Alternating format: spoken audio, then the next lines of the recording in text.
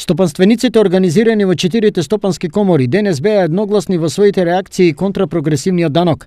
Според приватниот сектор, со ваквиот потек на владата се нарушува партнерскиот однос меѓу приватниот и јавниот сектор и нема да се постигне ништо добро. Прогресивниот данок повторно ќе зафати многу мал процент на оданочување и сметаме дека нема баш да го постигне тој ефект што се посакува.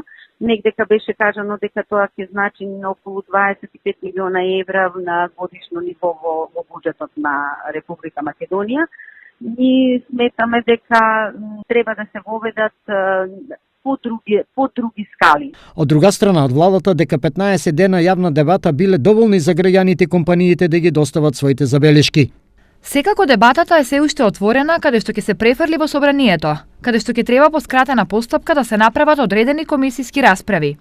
Меѓутоа, законското решение е тоа што го презентираа министерот за финансии и министерката за труд и социјална политика. Информираат од владата. Во меѓувреме, управата за јавни приходи е подготвена за примената на новиот прогресивен данок. Се уште и правиме анализи, така да би знаеле што стартуваме. Сега сакаме евиденциите да ги средиме. Имаме размена на податоци со многу други институции, се со цел да тоа прогресивно оденочување го спроведеме најзаконски и најверодостојно. Со предлог законот за личен доход се воведува данок од 18% за оние чии месечни нето приходи се над 90.000 денари. Реформата предвидува и данок од 15% на капитални добивки наместо актуелните 10%, додека ново предложениот данок на камати од депозити за сега се одложува до 2020 година.